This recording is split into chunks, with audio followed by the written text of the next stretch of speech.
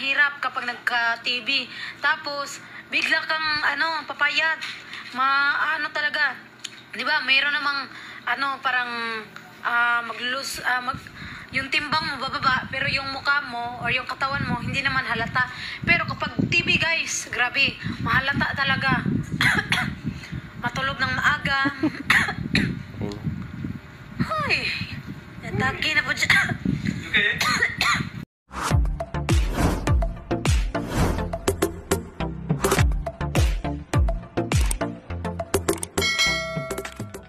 Former PBB housemate na si Leary Poses sinagot ang mga netizens na pumupuna ngayon sa kanyang biglaang pagpayat at pagbagsak ng katawan. Mula sa naging TikTok live nito lamang ng dating PBB housemate na si Leary Poses ay diretsahan nitong sinagot ang mga katanungan patungkol sa kalagayan ng kanyang kalusugan ngayon at sa kanyang sakit na pulmonary tuberculosis. Ibinahagi din ni Lee kung paano niya ito nakuha at kung ilang linggo na siyang umiinom ng gamot maging ang mga naging side effects nito sa kanyang katawan. Narito panuorin natin ang buong live. Yun na. Doon na siya. Doon na siya mataki sa aking katawan. So, yun. Yes. Bakit may sakit ka pa, Bi? Kasi matagal siyang mawala talaga. Pero ngayon, nakokontrol naman siya kahit papano. Pero nung nakaraan talaga, grabe talaga siya. Kapag natutulog ako, dyan siya umatake. At kahit na nakaupo lang ako, umuubo na ako. Kapag nagsasalita, ganyan. Ganyan siya kalala. B. Kaya mahirap kapag nagka-TV. Tapos, bigla kang papayat. Talaga. Di ba, mayroon namang parang yung timbang mo bababa, pero yung mukha mo or yung katawan mo hindi naman halata. Pero kapag TV guys, grabe, mahalata talaga. Yung pati timbang, pati yung katawan, kitang-kita talaga. 'Di ba? Pero yun yung dahilan niya. Tapos, yun na yun. Yan na. At guys, hinihingal ka din. Yan, nakakahingal, laging nagsusuka, may fever. Kaya kayo guys, pag meron na kayong ganitong symptoms, magpunta na kayo sa inyong doktor. Kasi hindi na maganda yan. Dapat mas agapan nyo ng maaga. Para hindi na siya lumala.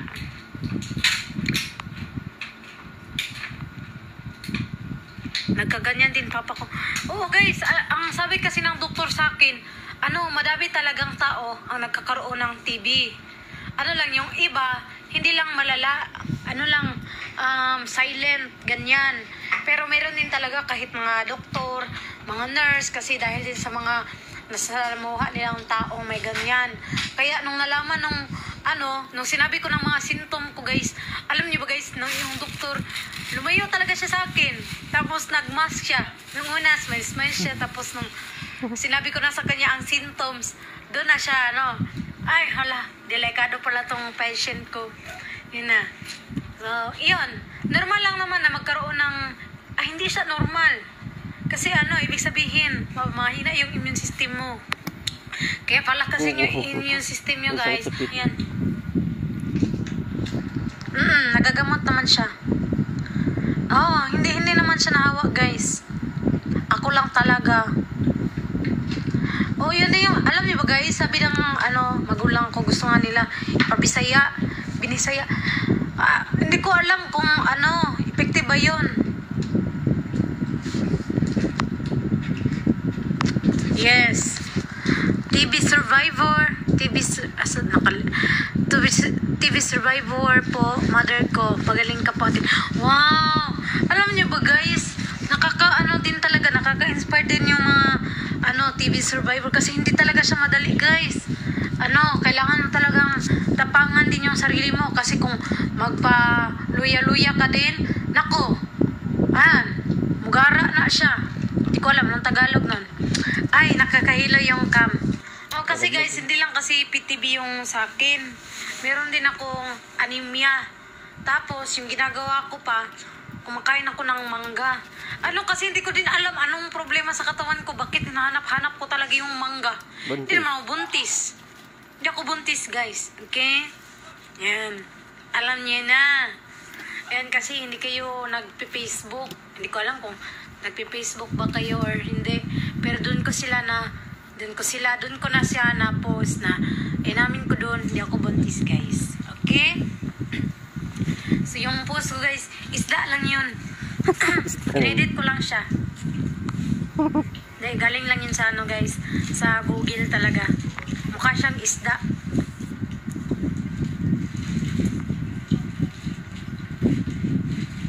Nakabasa ko ato. Oh, kaya wag ay.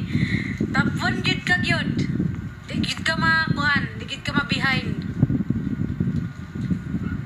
Huwag puyat lagi, madam. Yes, hindi talaga ako magpupuyat ngayon. Tatry ko. TV survivor here. 6 months ko inong tambal ato. Kaluyan sa Ginoo. 57 kg. KLS. Saan man ang KLS? Kilos. Oh my. Ay, pagkabugo. Kilos na ko karon. Gikan 38. 38? Huh? Wow! From 38 to 57. Wow! Amazing! Wow! That's so amazing, guys. Lee, asa to? Ay na lang di ay. Paspas man kayo yung comment, guys. Hindi na ako mabasa. Lee, makalingaw kay katanawon sa PBB sa una. Tingang karon. Kuya, oy. Guys, kabalo mo, nabay ako yung isa ka kuan. Bashir, no? Di, kuan man ako to, naghimo na ako video. Para to kaso, wala na ako gi-post kay kuan. Ay na lang. Ano mo ko? Ay, dapat pala Tagalog. Ganto kasi ko, guys, kapag may naano ako tapos maggagawa ko ng video, tapos papanoorin ko yung video, tapos ma-realize ko, wag na lang. Kaya hindi ko na siya pinost. Airborne. Anong Tagalog ng airborne? Hindi ko alam anong Tagalog ng airborne. Basta yun na yun. I-research yun lang. Nag-meet naman sa iyang family. Yes, matagal ko nang na-meet ang kanyang family. First met namin, dilalay niya ang kanyang family. At doon ko sila na-meet. At birthday pa ng papa niya noon. Kaya nag-happy birthday ako. So, ayun. Isang congrats lang po. Graduating po ako sa HIH. Ay, SHS. Second, anong SHS? SHS? Basta yun. Congratulations sa'yo. Congratulations for your graduating in SHS. HSHS. Ano ba yan? Bulol. Ha? Second high school. Second high school. Secondary. Yung nasa utak ko kasi, secondary high school. Parehas, tama lang man yun. Guys, nagiging bobo na ako. Ano ba yan? Ilang months ka na nag-take ng TB treatment? Your Honor, hindi ko na po alam. Pregi ka ba talaga, ti? Guys, hindi niyo pa ba alam yung kapatid ka ba ni Pipay? So, bagunti ka. Masay Pipay. What could be Pipay? Hindi ko lang may Pipay agad. Oh no! Nanapuling mga kuan ni Satanas. Nanapuling. So, magunti ka? Na. Pirting ba paharing mo dyan? Kuya, way. Ganahan kong buka gina kong atay hanama ka na. Ingnan bitaw akong gwapa. Ay, ewan pa gana, guys. Kay mota sa kong ego. Ay, ma-egotistic na ko. Muana na ko. Mas madako na akong ulo. Pagka, muana na ko. Happy Sabbath. Hey, Happy Sabbath. From Balingguan. Tama ba? Tama ba kung pag-pronounce Balingguan? Imong uyab day matakdan. Kay libin mo. Dili siya matakdan, guys. Kay bata pa siya. High-tech mga silang country. Nagpa-vaccine siya og kuan. Anti-TB. Munang wala sila TB. Ti, regards ko sa imong uyab. Day ko. Ano yung regards mo sa kong uyab? Ha? Unya, magkaila-ilahay mo. Unya, sa sunod, magkumustahay na mo. Magkita-kita na mo. Unya, ako, nasa na lang ko. Dara magsugod ang tanan, ha? Mandali ta magingana-ingana. Regards. Day ko. Akin lang ang akin. Pangitawag sa iyo. Unsa to? Bakit di ka ulit magpa-brace? Guys, gumastos na ako ng 20k nung nagpa-brace ako. Ang nangyari, yung gulo niya, hindi siya madikit. Kaya laging natatanggal. Alam niyo, first pagdikit pa lang ng braces ko, mga one day, yung kinain ko lang kanin, natanggal 6 na bracket. Syempre ako nung time na yun, ayan na naman tayo sa pagkikwento-kwento, na pressure na naman ako. Diba, nagpa-braces ako. Tapos, kinabukasan, kumain ako ng kanin, 6 ang natanggal.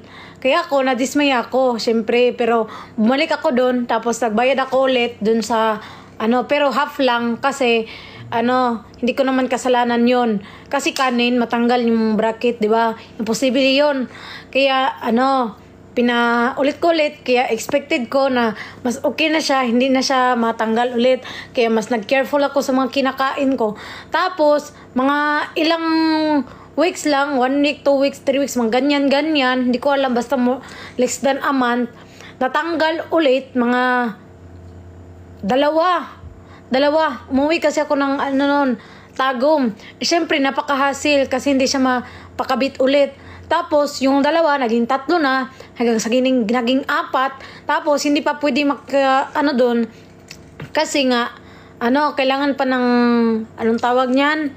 Kailangan ng, basta, yun na yun. Kaya, sabi ko na lang sa sarili ko, tanggapin ko na lang yung ngipin ko. Kaysa gumastos ako, wala din namang nangyayari. Kaya yun, dun na, hindi na ako nagpa-braces ulit. At naging kontento na lang ako sa ngipin ko. Hindi na, at least nakakain ako. At strong teeth to. Siya, original.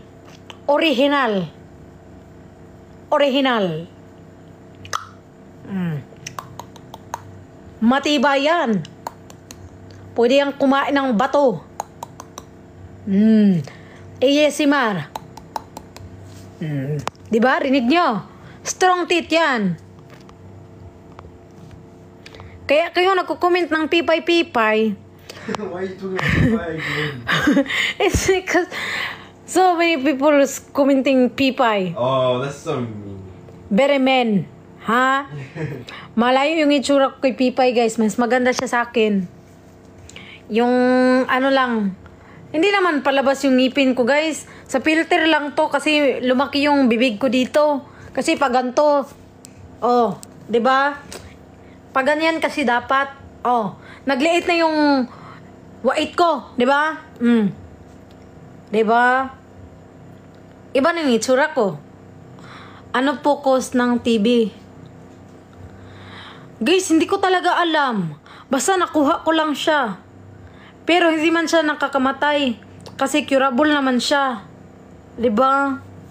Kaya okay lang 'yan. Babalik pa po ba kayo sa showbiz? Hindi ko alam. Hindi ko pa alam kung babalik ako hindi. Kasi hindi naman ako marunong umakting. At kapag gusto mo mag-showbiz, dapat marunong ka mag-acting. Ako lagi ako napapagalitan ng direktor kasi yung acting ko hilaw. Imbis na umiyak yung luha ko, pa ganito, hindi palabas, paloob siya. 'Di ba? Sino matutuwa dyan? Tapos yung ko pa, yung mga reaction ko sa... Ay, alam niyo ba guys, nanood din ako ng kahit mga unting scene lang, kinakabahan ako dyan. Tapos pag binibigyan ako ng isang linya, kinakabahan ako niyan. Pinapractice ko na yan ng buong magdamag, di ba? Tapos pag on the set pa, minsan nakakalimutan ko pa dahil sobrang pressure. Kaya hindi talaga pwede sa akin yung showbiz. Kaya yung ginagawa ko na lang ngayon, pumupunta ako kapag merong ABS-CBN ball. Pero ngayon nasa Davao ako kaya hindi ako pumupunta. Eat it, baby. Ha? Eat that. I told you, I'm not gonna eat it. Yes. Pero, kapag kanta-kantahan, Ano kasi, ngayon,